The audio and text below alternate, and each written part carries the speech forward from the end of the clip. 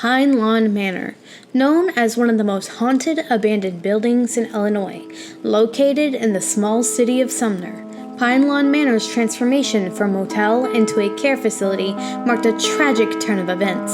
As allegations of abuse and neglect surfaced, the manor's reputation plummeted, leading to its closure in the early 2000s. Today, the abandoned building remains a haunting reminder of the horrors that once unfolded within its walls.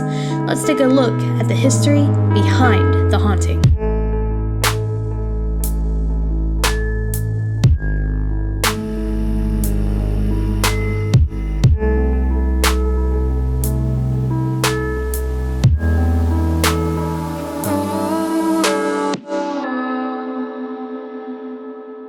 I know that the paranormal is real. Listen.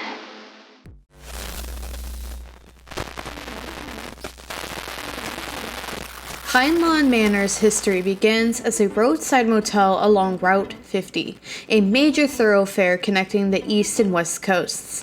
Despite the lack of documented records, it is estimated that the motel started operation anywhere from the 1950s to the early 1960s. We can imagine that the motel was a bustling hub for travelers passing through the area due to its location on Route 50, often referred to as America's loneliest road. However, the rise of interstate highways in the 1950s led to a decline in businesses for many small motels, including Pine Lawn Manor. As travelers increasingly opted for the convenience and efficiency of interstate routes, the motel's popularity began to wane. By the early 1970s, Pine Lawn Manor likely faced financial challenges and struggled to maintain its operations. The motel's final days as a lodging establishment are shrouded in mystery, but it's believed that it closed sometime around 1973. The closure of the motel marked an end of one chapter in Pine Lawn Manor's history, paving the way for its transformation into a care facility for the developmentally disabled.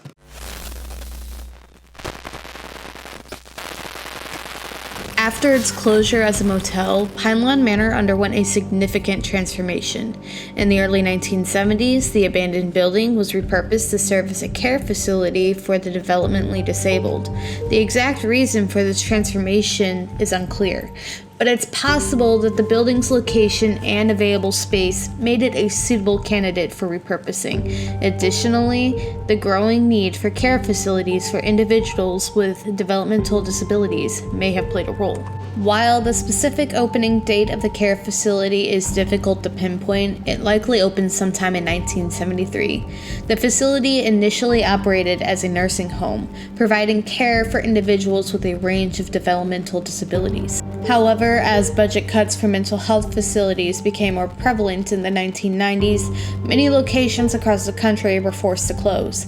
Pine Lawn Manor was one of those affected, transitioning from a nursing home to a residential facility for developmentally disabled adults. This shift in focus may have led to changes in the facility's operations and services. The number of beds was reduced from 98 to 68, reflecting the need to adapt to the changing landscape of mental health care.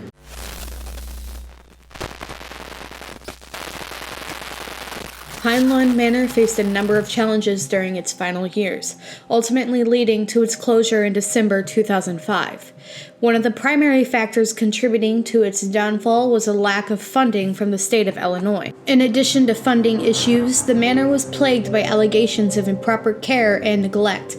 Residents and their families reported instances where Pine Lawn would fail to feed their residents, unpaid bills, and a nursing team that were not receiving checks, which created more physical violence against the residents.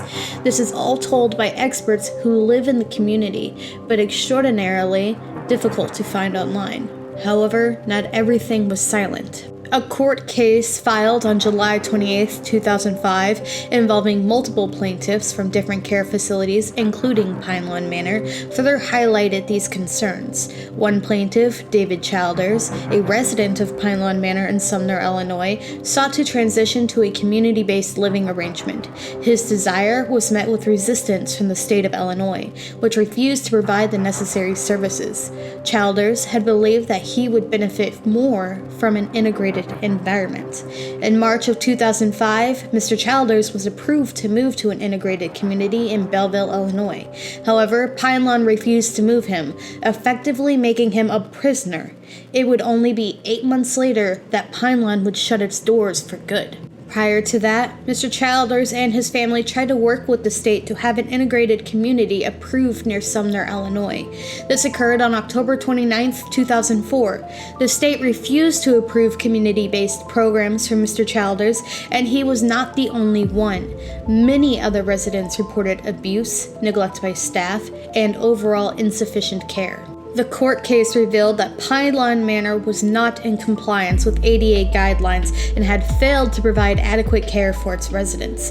These allegations, coupled with the ongoing financial difficulties, contributed to the decision to close the facility. While the official reason for the closure was lack of funding, it's clear that the numerous allegations of abuse and neglect played a significant role. The failure to provide proper care for residents, coupled with the financial strain, made it unsustainable for Pine Lawn Manor to continue operating.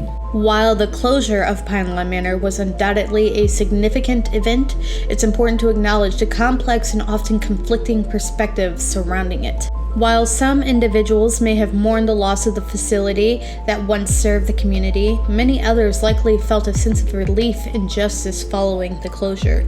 The allegations of abuse and neglect, coupled with the state's failure to address these issues, painted a picture of a facility that was harmful rather than helpful. The closure of Pine Lawn Manor was seen as a victory for the vulnerable residents who suffered at its hands. Many saw it as a step towards accountability and recognition of the systemic failures that allowed such a facility to operate. Or, at least it should have. Although Pine Lawn Manor is now closed, the trauma and suffering endured by its residents continue to have a lasting impact. The facility's haunting legacy serves as a cautionary tale about the importance of protecting vulnerable populations. Sadly, the culture of cruelty that existed at Pine Lawn Manor persists in other long-term care facilities. Let's examine a more recent case to understand the ongoing challenges within this industry. A recent investigation by Capital News Illinois, titled Culture of Cruelty, exposed shocking allegations of abuse and neglect at Choate Mental Health and Developmental Center in southern Illinois. The article details an incident where a security camera caught a mental health technician grabbing a patient by the shirt, throwing him to the floor, and punching him in the stomach. It took a staggering 11 days before anyone took action, despite the presence of video evidence. This is reminiscent of a story I had heard from residents and experts at Pine Lawn, where a patient was choking to death on a sandwich, and the nurse, seemingly unbothered, pushed him into his room, where he later died. His body was not found until the next morning when a shift change occurred. These cases, both past and present, highlight the ongoing challenges within the long-term care industry. The article by Capital News Illinois goes further, revealing a pattern of abuse at Choate, including inadequate staffing, insufficient training, and a lack of oversight. These conditions, eerily similar to those at Pine Lawn Manor, create an environment where vulnerable residents are at risk. The Choate case serves as another stark reminder that the closure of Pine Lawn Manor was not an isolated incident, but rather a single drop in the very large bucket of abuse allegations all over the state of Illinois. The state of Illinois has had a long-standing issue that it fails to take care of, and it serves as the biggest reminder that evil begins when you begin to treat people as things. Pine Lawn Manor officially reopened in 2021 as a haunted location. While I could only find one reported death on the location, many in the community swear that multiple people died in the building. There seems to be a conspiracy that many deaths were covered up during its time of operation. Given the historical context of Pine Lawn Manor, it's not surprising that paranormal activity has been reported at the location. The facility's troubled past, marked by allegations of abuse and neglect that could have been the real reason for its closure, could have created an environment conducive to paranormal phenomena. Visitors and investigators have reported seeing shadowy figures, apparitions. It's also not unheard of to be scratched, hear footsteps, and disembodied voices that sound like humming.